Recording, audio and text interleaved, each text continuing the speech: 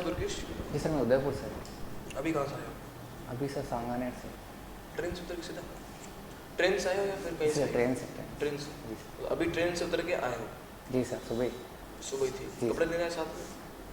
कपड़े sir actually मेरा first smoke था तो मैंने सोचा। क्या सोचा? कब इंटरव्यू आपका? जी सर, 29 का।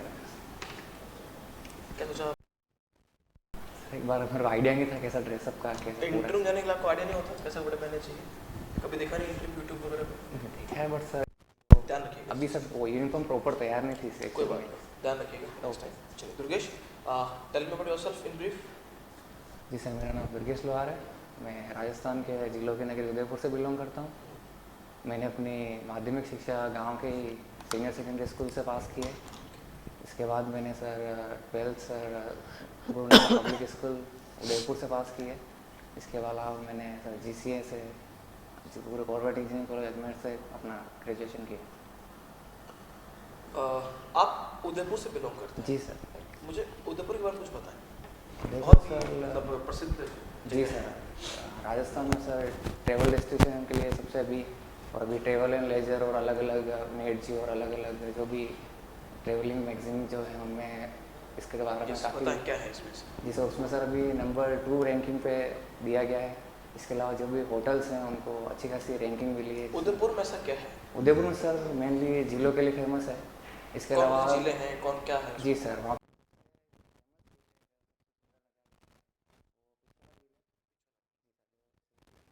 पिछोला क्या है? जी सर, पिछोला एक्चुअली जिसके जहाँ पे वो झील बनी है उसके पास में जो गांव था उसका नाम पिछोली गांव था, पिछोली। तो उसकी वजह से उसका नाम पिछोला पड़ा था। ओके, आगे बताएं। उदयपुर को क्या लेक सिटी भी कहा जाता है? जी सर। भारत में कोई और शहर जिसको लेक सिटी कहा जाता हो? लेक सिटी सर भोपाल को भी बोलते हैं। इसके अलावा केरल में भी है एक सर, नाम नहीं रिकॉल कर रहा हूँ बस। बताएं, आगे बोलिए उदयपुर के बारे में। उदयपुर के बारे में सर इसके अलावा होटल्स के लिए फेमस है। इसके अलावा सर वहाँ पर पुराना जो मेवाड़ की राजधानी थी, इसके अलावा किलों के लिए मुख्यतः फेमस है वो। महाराणा प्रताप का क्या योगदान है उदयपुर में? मतलब का योगदान सर मुख्यतः इस दृष्टि से देखा जा सकता है कि जब दूसरी सब रियासतें आसपास की जिसमें जयपुर हो गया, जोधपुर हो गया, जो मुगलों से सब संधि बंदी कर रहे थे, और उस टाइम में भी उन्होंने अपने को मतलब अपनी जो स्वाधीनता थी उसको बनाने के लिए उन्होंने कंटिन्यू युद्ध लड़े और अपने स्वतंत्रता को मतलब सेक्रीफाइस नहीं। प्लासी का युद्ध किसके बीच में हुआ था? प्लासी सर अंग्रेजों के मध्य और सर हैदराबाद के निजाम उनके बीच में कुछ हुआ था। अंग्रेज कौन? अंग्रेजों क्या होता है? अंग्रेज थे सर प्रॉपर सर नाम मेरे को नहीं है। कहाँ हुआ था प्लासी का युद्ध? प्लासी सर जगह का ही नाम है प्लासी। हाँ तो कहाँ है ये लेकिन? No idea.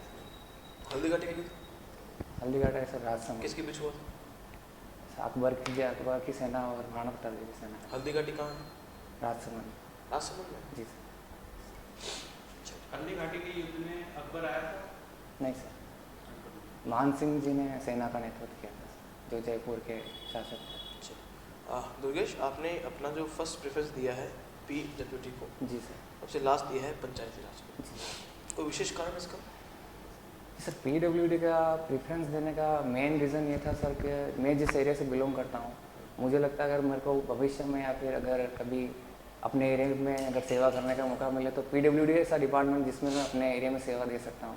इसके अलावा WRD डिपार्टमेंट का मेरे इधर सर स्कोप उतना नहीं है सर एक्चुअली भी, क्योंकि सिंचाई परियोजना और उधर नहीं है। इसमें क्या फ़र्क, मतलब जैसे कि हम देख पा रहे हैं। इसके अलावा सर प्रमोशन में भी सर देख सकते हैं, प्रमोशन में भी अच्छा स्कोप है सर PWD। गोल क्या है आपका इस जॉब में जाने का?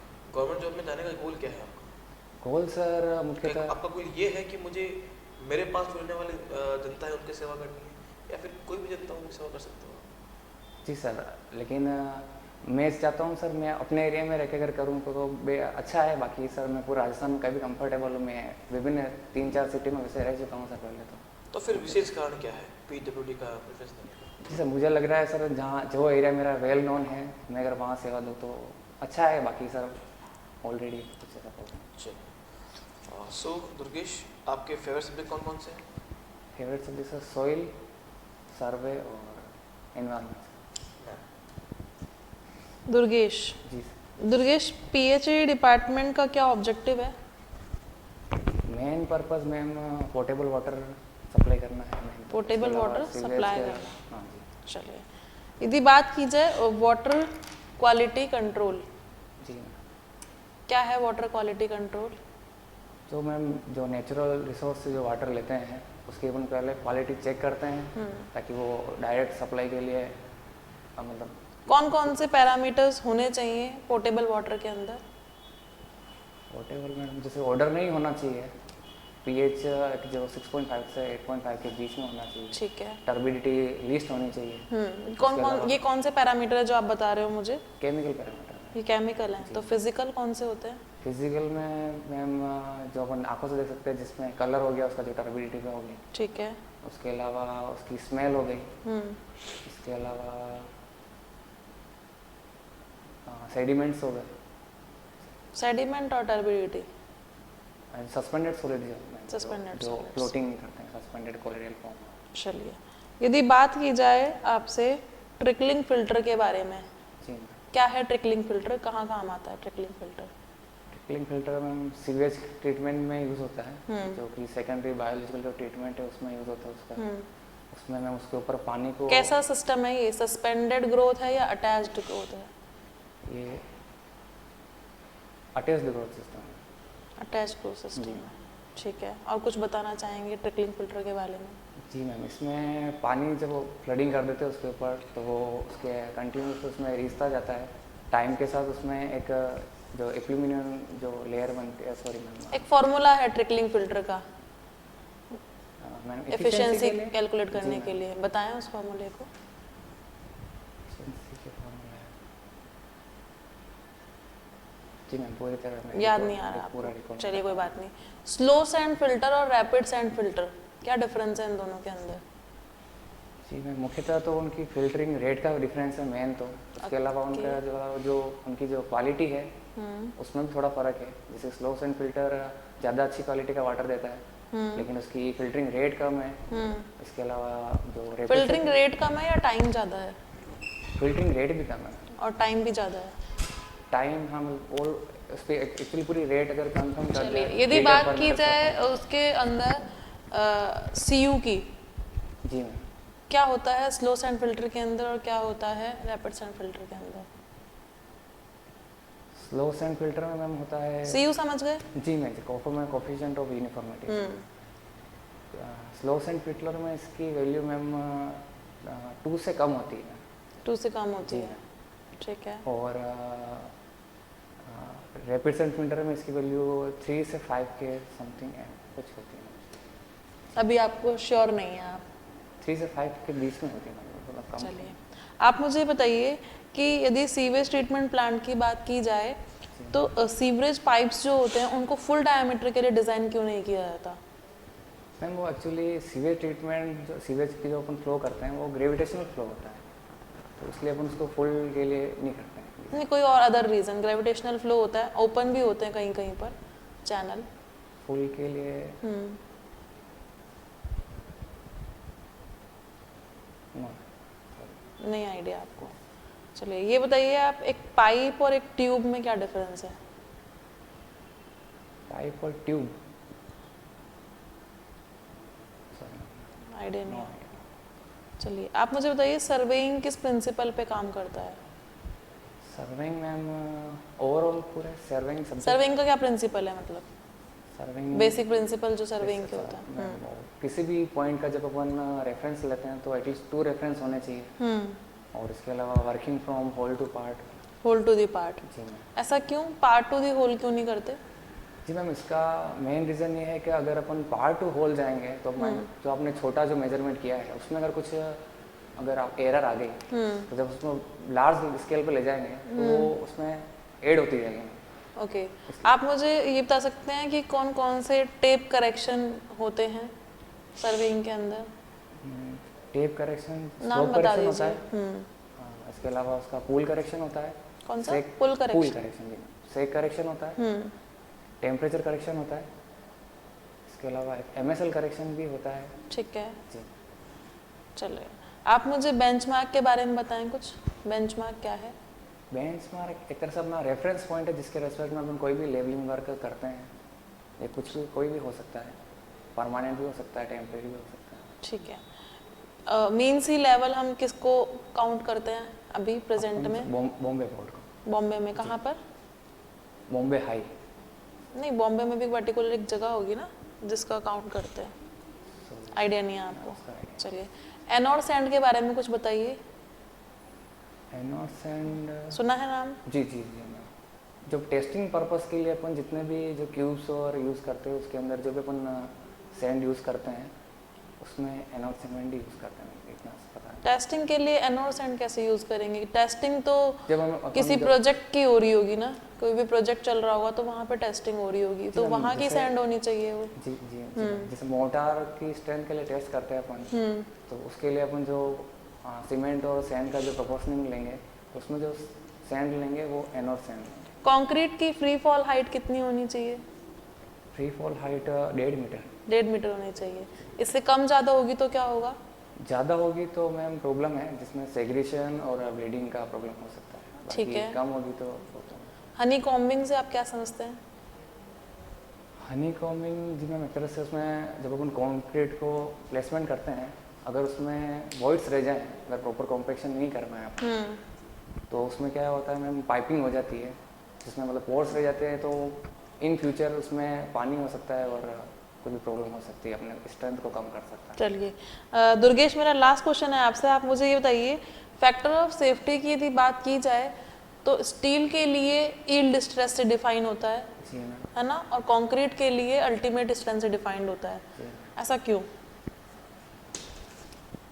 कंक्रीट को मैम अपन कंप्रेशन में कंसिडर करते हैं मोस्टली, और कंप्रेशन के लिए अपन अल्टीमेट स्ट्रेंथ पे जाते हैं, और स्टील अपन टेंसल के लिए यूज़ करते हैं, तो इसलिए अपन उसको येल्ड पे जाते हैं, क्योंकि येल्ड के बाद वो कंटिन्यूसली उसमें डिफॉर्मेशन चालू हो जाता है, तो उसके बाद अपना किस टाइप का डिफॉर्मेशन चालू होता है यील्ड के बाद? प्लास्टिक में।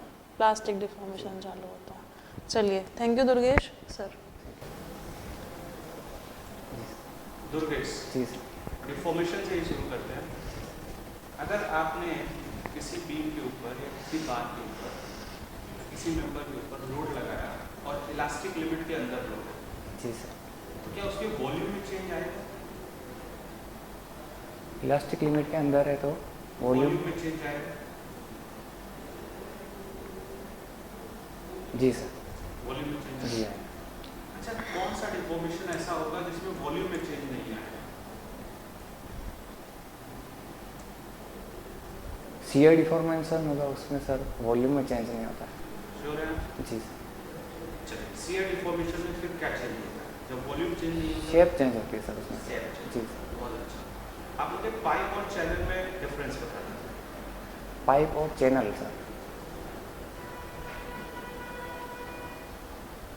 Pipe flow sir gravity flow होता है, pipe flow, sorry pressurise flow होता है, और चैनल अपन सर ग्रेविटी फ्लो में होता है मोस्टली।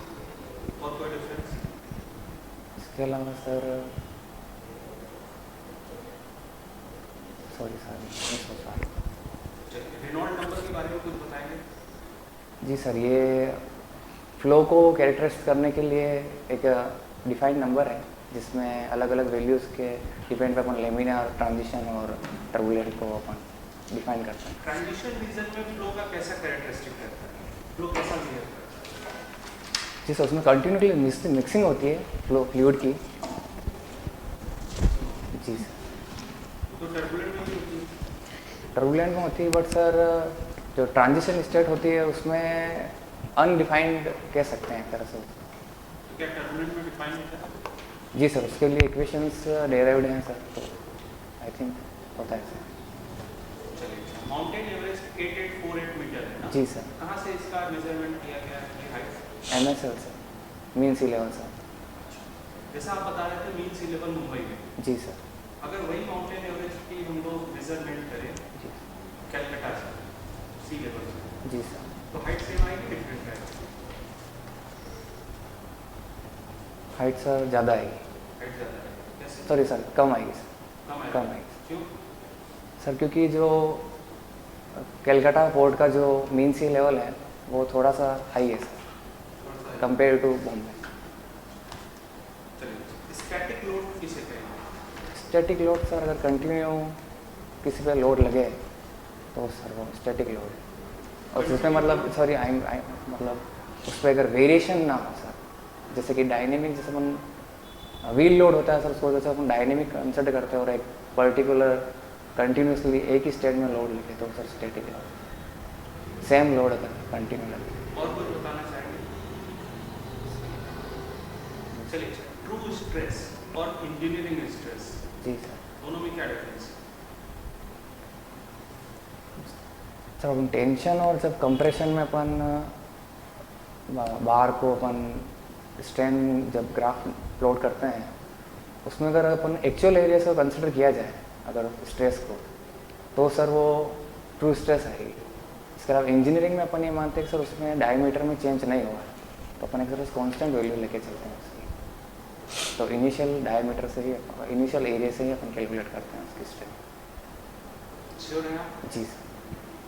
चलिए, ऑर्थोट्रोपिक मटेरियल किसे कहते हैं?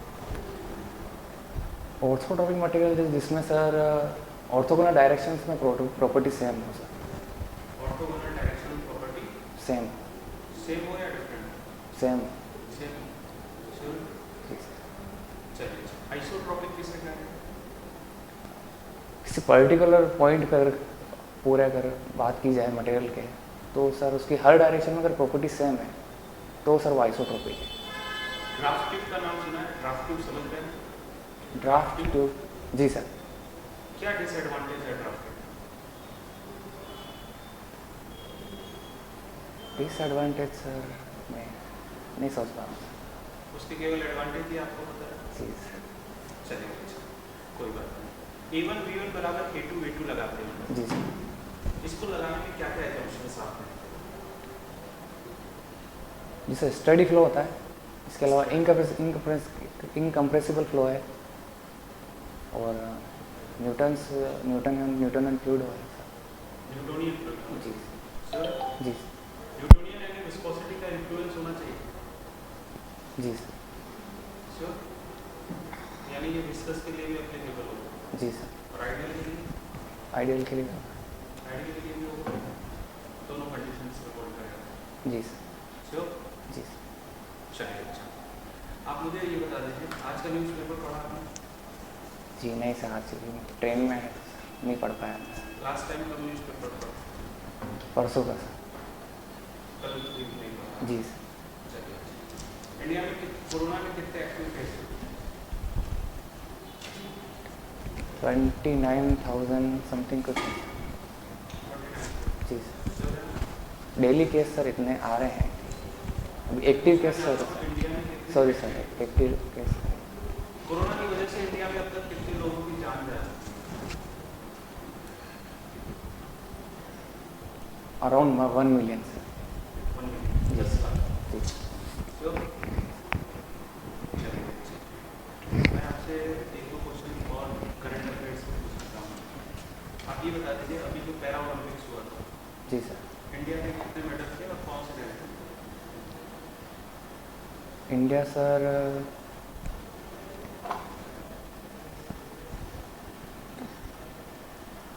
12 रैंक पे था। जी सर, और 35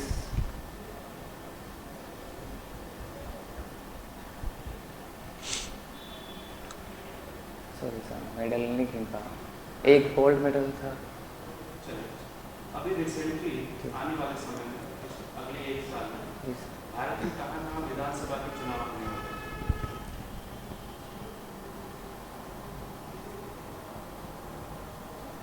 यूपी में होने वाले हैं सर। इसके अलावा सर, इसके अलावा नहीं पाएंगे। इसके अलावा? चलिए, मेरा लास्ट क्वेश्चन आपसे है, आप अपने आप को 3 साल के बाद कहाँ पे स्टेब्लिश मानते हैं अगर आपका इसमें सिलेक्शन नहीं होता है तो? जी सर, अगर मेरा आरपीएससी एईएन में अगर सिलेक्शन नहीं होता है तो इसके अलावा सर मैं कंटिन्यू सर अपनी प्रिपरेशन को करूँगा, क्योंकि सर मेरा जो मोटो है, टारगेट है सर, वो राजकीय सेवा में जाने का ही है। चलिए, थैंक यू वेरी मच। अब आपका इंटरव्यू कंप्लीट हो चुका है, आपको फिट कर दिया जाएगा। Thank you sir. चलिए। If you really like the video, please hit the like button, share the video, subscribe to our YouTube channel and press the bell icon for the latest updates. Thank you.